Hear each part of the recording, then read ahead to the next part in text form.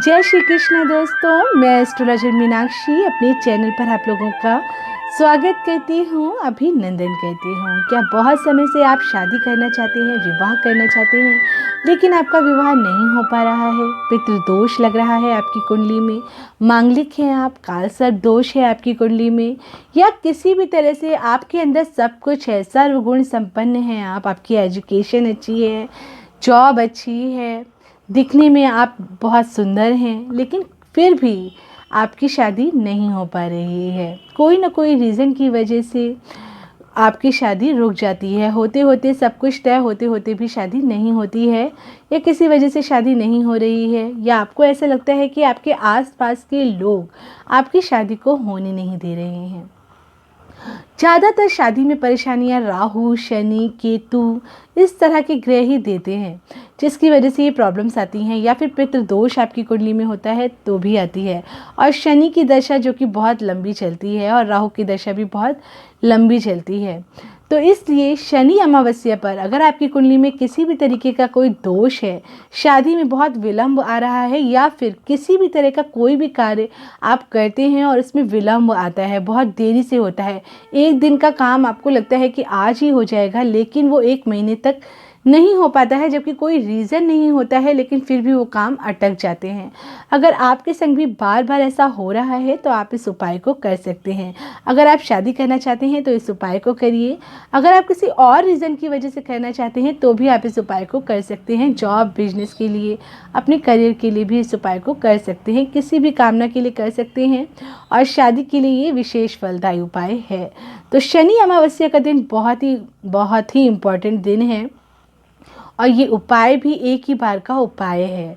ये उपाय आपकी मदर भी कर सकती हैं, आपके फादर भी कर सकते हैं, या घर में कोई भी बड़ा है जो करना चाहता है आपके लिए दिल से, तो इस उपाय को ज़रूर करें। और अगर आप खुद कर लेंगे तो बहुत ही अच्छा रहेगा। बस थोड़ा सा टाइम निकालना है, ज़्यादा कोई आपको बहुत बड़े बड़े मालाओं से मंत्र का जाप नहीं करना है। तो बहुत ही आसान सा उपाय है, नोट कर लीजिए।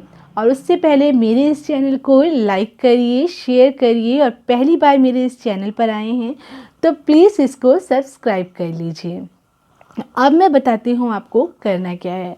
आपको सुबह सुबह स्नान करके तैयार हो जाना है, और कोई भी ऐसा समय 7:15 बजे, 5:15 बजे, 8:15 बजे, कोई भी ऐसा समय जिसमें कि सवा लगा दीजिए, 8:15, 9:15, 10:15, इस तरह से आपको तैयार हो जाना है। कोशिश करिए मॉर्निंग में जितनी जल्दी आप इस उपाय को कर सकते हैं कर लीजिए।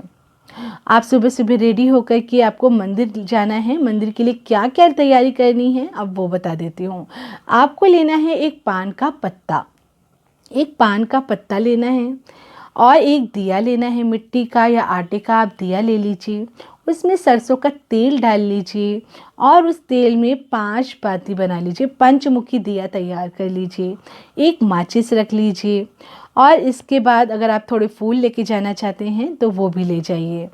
और इसके बाद आपको क्या करना है, थोड़े से चावल की, मीठे चावल बनाने हैं, जिसको कहते हैं हम पीली भात बना लीजिए।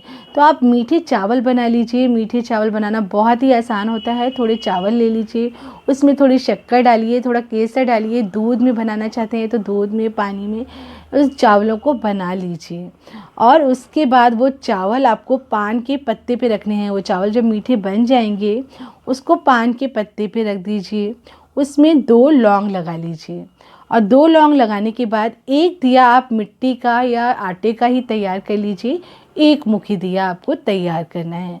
वो एक मुखी दिया आप तैयार कर लीजिए, और उसको एक थाली में इन सब सामान को रख के ढक कर के चुपचाप आप मंदिर चले जाइए हनुमान जी के। और कोशिश करिए किसी ऐसे मंदिर में जाइए जहाँ पर आपको पीपल का पेड़ भी मिल जाए। अगर नहीं मिल रहा है तो फिर अलग से कहीं आपको ढूंढना पड़ेगा। तो आप मंदिर में जाइए हनुमान जी के, और वहाँ पर हनुमान जी के मंदिर में जाकर के सबसे पहले दिया जला लीजिए, पंचमुखी दिया वहाँ पर जला दीजिए। उसके बाद जो पान का आपने तैयार किया था, पान के ऊपर मीठे चावल रखे थे, 2 लौंग रखी हुई थी, उसको लीजिए और हनुमान जी को अर्पित कर दीजिए, और उन्हें भोग लगा दीजिए उसका। और उसके बाद वहीं पर बैठकर थोड़ी देर बैठकर हनुमान जी से प्रार्थना करिए, वहाँ पे जाप करिए, सीताराम सीताराम सीताराम करके जाप करिए, जय बजरंग बली उसका भी जाप करिए। जैसे भी आप बिना किसी माला के, बिना किसी उसके 5 मिनट तक आप बैठ कर के सीताराम सीताराम सीताराम जपते रहिए। 5-10 मिनट जितनी देर आपकी श्रद्धा या जितनी देर भी आप कर सकते हैं, कोशिश करिए कि उस ध्यान में चले जाइए और करते रहिए, अपने आप मन आपका लगने लगेगा। फिर जितनी देर आपको लग रहा है आप कर सकते हैं उसको कर लीजिए। फिर थोड़े से मीठे चावल आपको और अलग से भी रखने थे थाली में, मैं भूल गई आपको बताना। थोड़े से चावल आप अलग से रख लीजिए और वो जब आप मंदिर से लौटेंगे तो लौटते समय आपको गाय को खिलाना है। और एक दिया जो हमने और बनाया था, एक मुखी दिया, उसको पीपल के पेड़ पर हमें जला देना है। तो पीपल का पेड़ अगर आपको मंदिर में ही, जहाँ आप हनुमान जी के मंदिर गए हैं वहीं पर मिल जाता है तो बहुत अच्छी बात है, वरना जहाँ पर आपको मिल जाता है आसानी से वहाँ जा कर के इस दिए को जला दीजिए और शनिदेव से प्रार्थना करिए। अपने पितृ दोष अगर आपकी कुंडली में है तो उससे भी आपको छुटकारा दिलाएं, आपके पूर्वज, आपके पितृ आपको माफ़ करें, ऐसी प्रार्थना करिए। और जो भी दोष आपकी कुंडली में हो उन सबको दूर कर दें।